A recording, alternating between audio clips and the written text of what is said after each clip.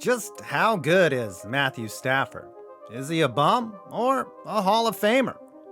The LA Rams threw their chips to the center of the table and bet on the answer being a resounding yes. Sean McVay has come out and said, hey, Matthew Stafford is he's a bad.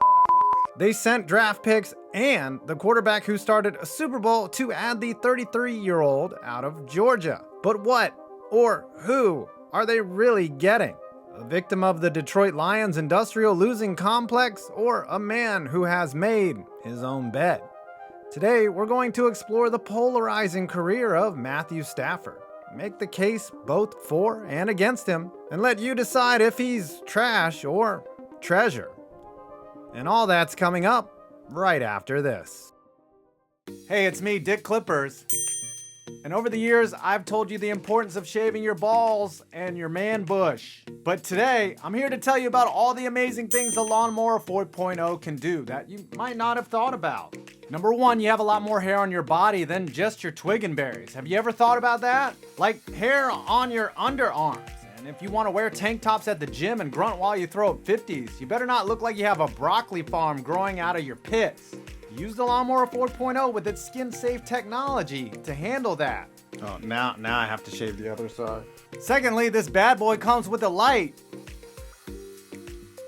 and 90 minutes of trimming time. So if you find yourself stranded in the woods, it can help you guide the way. Or trim down your beard. It's also waterproof, so you can use it in the shower or in the middle of a river, I don't care.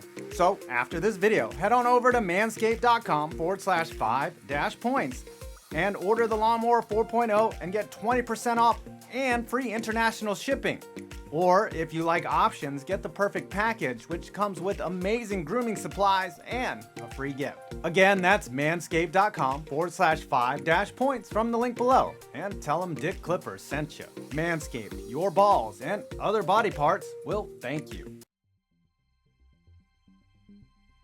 In order to understand the enigma that is Matthew Stafford, we first have to go back to the beginning. Matthew Stafford was born in Tampa, Florida, but grew up in both Georgia and Texas, attending Highland Park High with some other guy named Clayton Kershaw. He won the 2005 Texas State Championship and was a highly touted recruit. Stafford chose Georgia, his father's alma mater.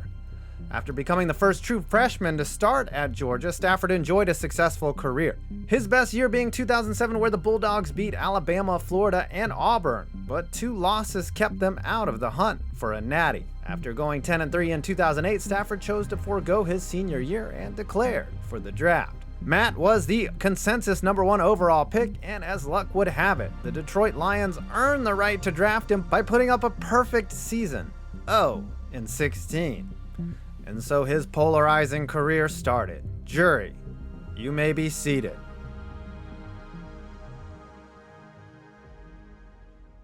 The easiest case anyone can make for former Lions quarterback Matthew Stafford is that he's been exactly that for his whole career. A Lions quarterback.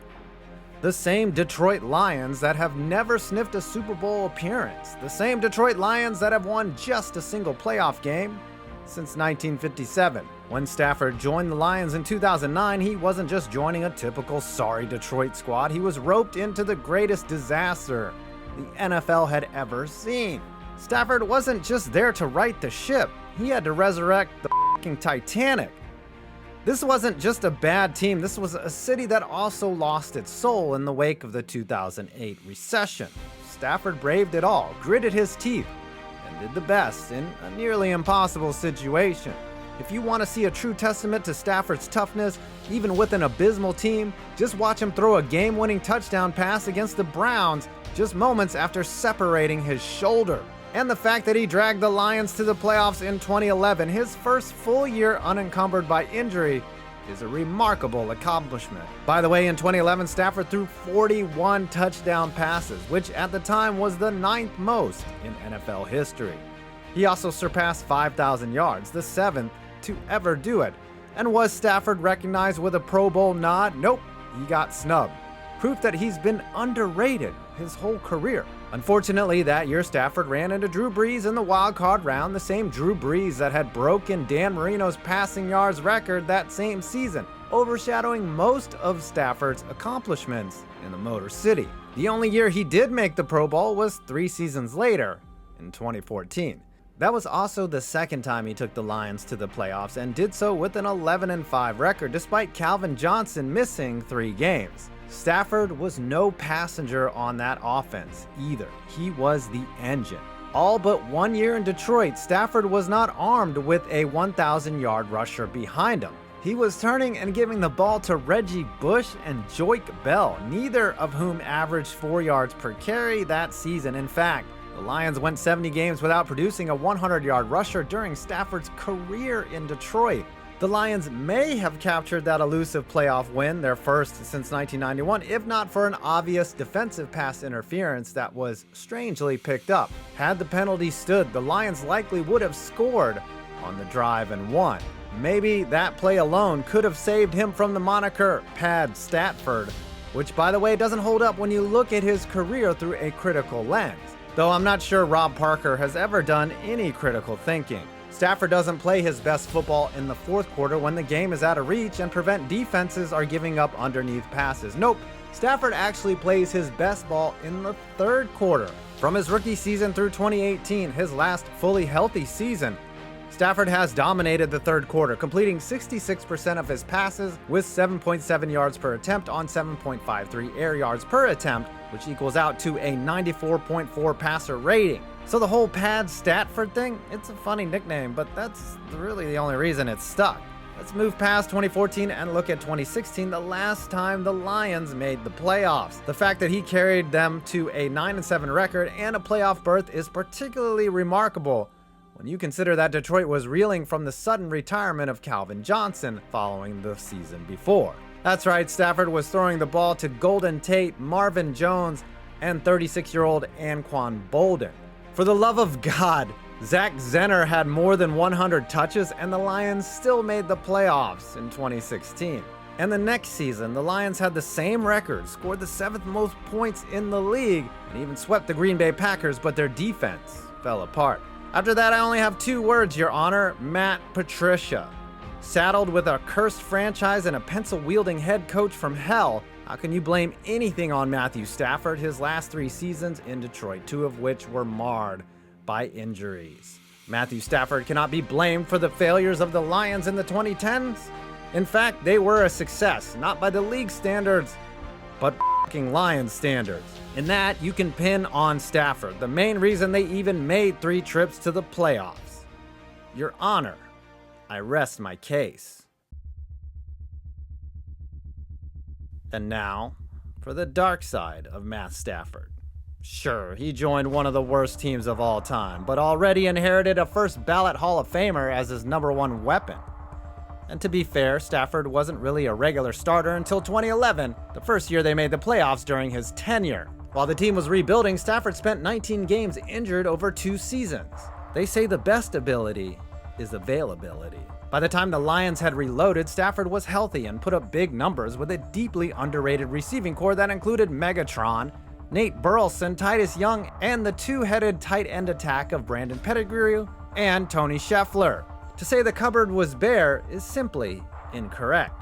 Of course, he did make the playoffs, but let's dissect how he performed in the biggest games of his career. Stafford did perform well, or alright, but did throw 2 crucial fourth quarter picks against the Saints. That pales in comparison to his disappointing performance in 2014 against Dallas. Yes, the Lions did fall victim to a shady call from the refs, but they still had the ball down 4 points with 2.5 minutes to go in the fourth. A chance to win the game with a touchdown. Instead, Stafford fumbled not once, but twice on that drive, the second one landing in the arms of DeMarcus Lawrence. Essentially, he tightened up like Jennifer Aniston's current face in the biggest drive of his life. And that 11-5 team, they were primarily built around a defense that finished 3rd in points allowed. And Ndamukong Suh and Nick Fairley wreaked havoc up front. And they did the heavy lifting during the Lions' best season this century, maybe ever. And by God, avert your eyes, it's the 2016 wildcard game against the Seattle Seahawks. The Lions lost 26-6, but that doesn't even paint the full picture. Out of Detroit's 9 drives, 5 ended with a punt, and 2 ended on failed 4th down conversions. Stafford threw neither a touchdown nor an interception. It was not only a failure, but it was one of the most boring playoff games in recent memory. Zach Zenner or not, you'd like to see your alleged franchise quarterback at least put the ball in the end zone once or twice. The guy that Detroit got back in the Stafford trade, Jared Goff, went into Seattle and won a playoff game this last season with a busted thumb. Goff gets blasted for his performance in the Super Bowl, but Stafford put up that kind of game in the wild card round. He hasn't even sniffed the big game. Speaking of those, Stafford just doesn't perform in them. In primetime games, Stafford has a record of just 6-14.